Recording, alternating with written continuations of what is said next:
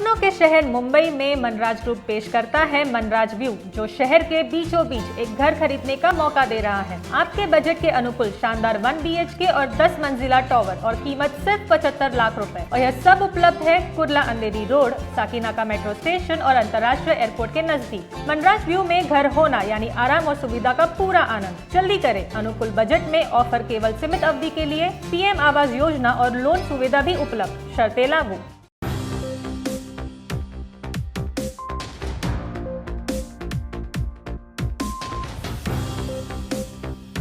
Corona से लड़ने के लिए सिर्फ एक ही उपाय है, वो है वैक्सीन। और राज्य सरकार से लेकर केंद्र सरकार में हर कोई वैक्सीन के लिए दबाव दे रहा है। जैसे कि पहले कहा जा रहा था कि तीसरी लहर की कहर आने वाली है, तो उस चीज़ से बचने के लिए वैक्सीनेशन पे ज़ोर ज़्यादा दिया जा रहा है। तो ऐसे में जो पॉलिटिकल पार्टीज़ है, जो सोशल वेलफेयर वाले पार्टीज़ है, वो ज़्यादा से ज़्यादा वैक्सीन सेंटर्स कैसे सेटअप करें और वैक्सीनेशन में कैसे हेल्प करें, यह देख रहे हैं। तो वैसे ही आज हम मौजूद है वकोला के सेंट चार्ल्स हाई स्कूल में, जहाँ पे महालसीकरण का शिविर हो रहा है। और यह शिविर रिलायंस फाउंडेशन टीम की मदद से हो रहा है। यहाँ के ऑर्गेनाइज़र है आमदार संजय पोटनिस, जिनके मदद से ये वैक्सीनेशन सेंटर आज सेटअप किया गया है। और काफ़ी लोगों को इसका फ़ायदा लेने में इजी हो रहा है कि काफ़ी लोग इस चीज़ का फ़ायदा उठा पा रहे हैं। तो यहाँ पे कोवैक्सीन के सेकेंड डोज का वैक्सीन का आयोजन किया गया है। हमारे साथ मौजूद है संजय पुटनिस, जो महाराष्ट्र के विधानसभा के सदस्य हैं। आज मुंबई वकोला में सेंट चार्ल्स हाई स्कूल में इन्होंने एक महालसीकरण शिविर का आयोजन किया है। आइए जानते हैं इनके द्वारा कि ये उन्होंने शिविर कैसे अरेंज किया और इनकी क्या प्रतिक्रिया है इस बारे में। माननीय उद्धव जी ठाकरे, महाराष्ट्र के राज्य के मुख्यमंत्री, और आदित्य जी ठाकरे, इनके माध्यम से और रिलायंस फाउंडेशन के तरफ से ये हमने वैक्सीन का प्रोग्राम लिया है। फर्स्ट डोज हम लोग ने 1 महीना पहला दिया हुआ है।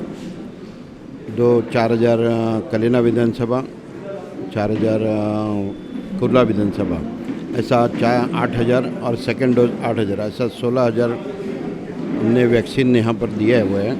आज का हमारा दूसरा डोज का पहला दिन है।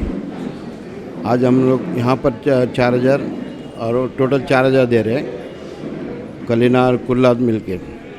हमारे यहाँ की जनता जो है उन्हें महानगरपालिका से तो मिलते ही है, लेकिन हमारे पार्टी की तरफ से, शिवसेना पक्ष की तरफ से, आदित्य ठाकरे के माध्यम से हम सब ये प्रोग्राम अरेंज कर रहे हैं। हमारे सब साथी शिवसेना के उपविभाग प्रमुख, विधानसभा संगठक, शाखा प्रमुख, उनके सब कार्यकर्ते इन लोगों के घर घर जाके उनकी नोंद की हुई है।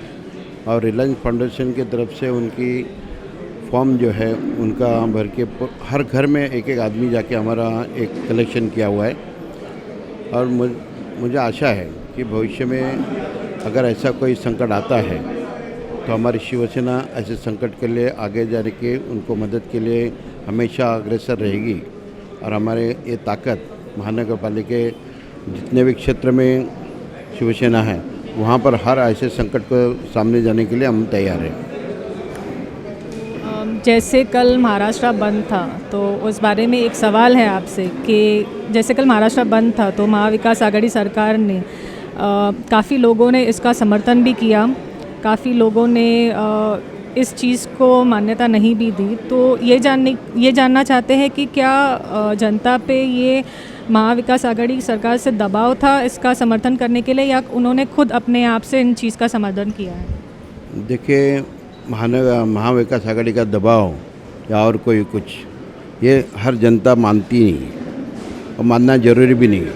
हमने बहुत सारे मुंबई बंद, महाराष्ट्र बंद, हिंदुस्तान बंद इसके पहले भी कर चुके हैं, लेकिन इस टाइम हमने सिर्फ लोगों को आह्वान किया था कि जो केंद्र सरकार के माध्यम से या यूपी में जो हुआ है, वहाँ पर जो अत्याचार हुए हैं उनके खिलाफ़ आपको हिंदुस्तान भर पूरा आवाज़ उठाना चाहिए, क्योंकि ये बहुत सारी घटनाएं घट रही है, वो बहुत अन्यायकारक है।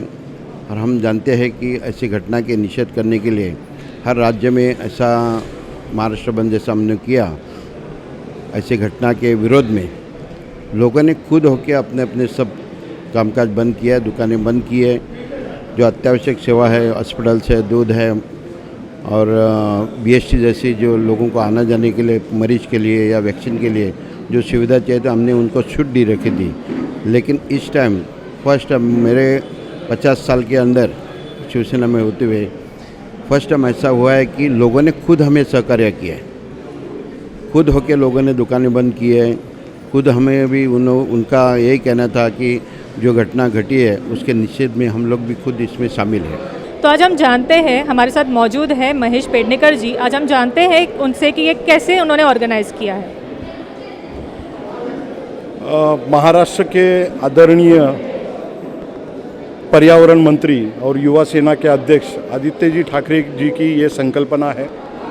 उन्होंने ये महा वैक्सीनेशन शिविर पूरे मुंबई में हर एक विधानसभा में आयोजित किया है और इसमें यहाँ के हमारे लोकल विधायक संजय भाई पोतनीस इन्होंने ये कैंप का आयोजन किया है। पिछले महीने के 6 और 7 सितंबर को इसी स्कूल में 3,953 लोगों को हमने वैक्सीन दिया था। मैं आपको बताना चाहता हूँ कि देखिए, एक दिन में म्यूनसिपैलिटी के वैक्सीनेशन सेंटर पे 100 लोगों को, ज़्यादा से ज़्यादा 200 लोगों को वैक्सीन दिया जाता है। हम लोग एक दिन में यहाँ पे लगभग 2,000 लोगों को वैक्सीन दे रहे हैं। 6 सितंबर को हमने 2,000 लोगों को वैक्सीन दिया था। 7 सितंबर को हमने 2,000 लोगों को कोवैक्सीन का डोज दिया था। उसका सेकंड डोज का आज 12 तारीख और कल 13 तारीख, ये 2 दिनों में जो लोगों ने यहाँ पे पहला डोज लिया हुआ है कोवैक्सीन का, उन्हीं लोगों को ये दूसरा वैक्सीन दिया जा रहा है। और जैसे मैंने बोला कि लगभग 2 दिन में हम लोग 4,000 लोगों को वैक्सीन दे रहे हैं और उसका जो कुछ भी आपने देखा रहेगा एकदम सिस्टमेटिक, कहीं पे भी कोई गड़बड़ न हो, उसके लिए हमारे कार्यकर्ता भी बहुत ज़्यादा मेहनत कर रहे हैं। यहाँ के जो आमदार हैं संजय भाई पोतनीस, उन्होंने जिस तरीके से हमको गाइडलाइन दिया है उस हिसाब से वैक्सीनेशन स्मूथली चालू है। अभी लगभग 9:30 बजे ये चालू हुआ है, 12 बज गया है। लगभग हम लोग 1,000 के ऊपर लोगों को वैक्सीनेशन दे चुके हैं।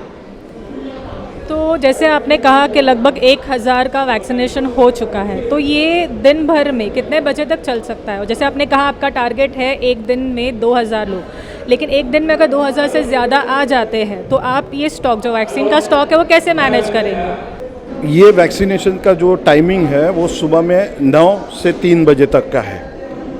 पिछला जो हमारा अनुभव रहा है कि लगभग 2:30 से 3 के बीच में 2,000 लोगों का वैक्सीनेशन पूरा होता है। तो हमको मालूम पड़ता है कि कितने वैक्सीन्स बचे हैं। दिन में 2,000 वैक्सीन हम रिलायंस फाउंडेशन से हमको मिलते हैं। जो लोग 2,000 होने के बाद में रहेंगे उनको कल मॉर्निंग में हम लोग प्रायोरिटी से देंगे और उससे भी ज़्यादा अगर हुआ तो हम लोग म्यूनसिपैलिटी से कोऑर्डिनेट करके उनका वैक्सीनेशन किया जाएगा। जैसे पिछली बार भी कुछ लोग ज़्यादा आ गए थे, लगभग 350 से ज़्यादा लोग आए थे, तो उनको भी हमने म्यूनसिपैलिटी के थ्रू डीमेलो कंपाउंड करके एक एरिया है इसी वहाँ पे वैक्सीनेशन सेंटर है, या यहाँ पे एक विश्वकर्मा हॉल करके है, वहाँ पे वैक्सीनेशन सेंटर है। ये दोनों वैक्सीनेशन सेंटर के ऊपर हमने उनका भी वैक्सीनेशन करवाया था। अभी जैसे इतना क्राउड है, आपने कहा 2,000 लोग हैं यहाँ पे, तो आप ये क्राउड को कैसे मैनेज कर रहे हैं? इसमें महिलाएं हैं, पुरुष हैं, ओल्ड पीपल है, जिनको दिक्कत होती है कि वो आ नहीं सकते, पहुँच नहीं सकते, तो इनके लिए आपने कैसी सुविधाएं रखी है? पहले तो हम किसी भी वरिष्ठ नागरिक को लाइन में खड़ा नहीं होने देते, उनको सेपरेट एंट्री है, उनको लाया जाता है। उनके साथ में हमारे एक कार्यकर्ता रहेंगे जो उनको लिफ्ट से फर्स्ट फ्लोर तक लेके जाते हैं। फर्स्ट फ्लोर पे 2 कार्यकर्ता खड़े हैं, वो उनको हैंड ओवर करते हैं। वो ज्येष्ठ नागरिक को डायरेक्ट वेरिफिकेशन, वैक्सीनेशन करके फिर वापस छोड़ा जाता है। वो ज्येष्ठ नागरिक के साथ में उनका एक रिश्तेदार भी हम लोग साथ में रखने का परमिशन देते हैं। रहा सवाल और जो किस तरीके से मैनेज करते हैं, तो हम लोगों ने बाहर लाइन लगाया हुआ है, गेट पे हमारे कार्यकर्ता खड़े हैं, वहाँ से 20-20, 25-25 लोग अंदर आते हैं। वो आके अपना फॉर्म का वेरिफिकेशन करके ये जो हॉल है आप देख रहे हो, ये हॉल में यहाँ पे लोगों को बिठाया जाता है, फिर थोड़े थोड़े करके ऊपर जाते हैं, जैसे 15-20 करके, और वहाँ पे उनका वेरिफिकेशन होता है, क्योंकि वेरिफिकेशन होना बहुत ज़रूरी है। एक तो वही आदमी है वो देखा जाता है, और दूसरी बात इन्होंने कोवैक्सीन ही लिया हुआ है और इसी जगह पे लिया हुआ है वो भी देखा जाता है। वो वेरिफिकेशन होने के बाद में एक्चुअली वैक्सीनेशन होता है। वैक्सीनेशन के बाद में एक क्लोजर रूम है जहाँ पे सर्टिफिकेट वगैरह जनरेट होता है। वो करने के बाद में हमने एक सेपरेट रूम और लिया है जहाँ पे वो जो वैक्सीन लिया हुआ व्यक्ति है उनको बिठा के उनको चाय बिस्किट पानी वगैरह की व्यवस्था की जाती है। वहाँ से पिछली बिल्डिंग के पिछले हिस्से में से लोग बाहर आते हैं। बाहर एक सेल्फी पॉइंट बनाया गया है, वहाँ पे अगर उनको सेल्फी लेना है तो सेल्फी ले सकते हैं। वो एक आधा घंटा उनको वेट करने के लिए एक जगह रखी गई है, वहाँ से वेट करके वो लोग निकल जाते हैं। और आप देख रहे हो कि एकदम स्मूथली एक सिस्टमेटिक लोगों का वैक्सीनेशन यहाँ पे हो रहा है। आज हमारे साथ मौजूद है डॉक्टर सिद्धांत काकन, जो हरकिशन दास हॉस्पिटल से है और जो रिलायंस फाउंडेशन मेडिकल टीम से जुड़े हैं। यहाँ पे हमारा ये सेकेंड डोज का कैंप है। फर्स्ट डोज के लिए हम लोग 7th and 8th को आए थे लास्ट मंथ में। वहाँ पे 2000 दोनों दिन पे हुए तो टोटल ऑफ 4000 बेनिफिशियरीज़ को हम वैक्सीन दे पाए। अब यहाँ पे अगले 2 दिन आज और कल सेकेंड डोजेस के लिए हम करने वाले हैं, तो उसमें हमें MCGM का सपोर्ट एंड शिवसेना के कार्यकर्ताओं का काफ़ी सपोर्ट मिला है, जिसके थ्रू हम इतने सारे लोगों को एक साथ वैक्सीन्स दे पा रहे हैं। वैक्सीन्स हमारी हरकिशन दास हॉस्पिटल से आती हैं अलॉन्ग विद आवर वैक्सीनेटर जो नर्सेज हैं उनके साथ। बाकी हमारे पास काफ़ी स्टाफ हैं जो हमको इस पूरे टास्क में हेल्प करता है एक साथ आकर। And we started around 9 o'clock in the morning and we try and finish it by 5:30. सो आपका पर डे का कितना टारगेट है? लाइक कितने पेशेंट्स को कितने वैक्सीन देने हैं? और इन केस अगर स्टॉक कम पड़ जाता है, अगर जैसे आपका टारगेट एक दिन का 2000 पेशेंट्स को देना है और बाई चांस कि अगर 500 ज़्यादा हो जाते हैं या 1000 लोग ज़्यादा हो जाते हैं, तो आप ये कैसे मैनेज करते हैं? तो यूजुअली अगर हमारा देखेंगे तो target is anywhere from 2000 to 2500 people in a day. अगर वैक्सीन डोजेस कभी कहीं कम हो जाती हैं तो we try to pull the vaccines from a different centre. जैसे पास में यहाँ पे एक सेंटर है जहाँ हम लोग ऐसे ही एक कैंप कर रहे हैं, तो within half an hour we try and arrange for those vaccines.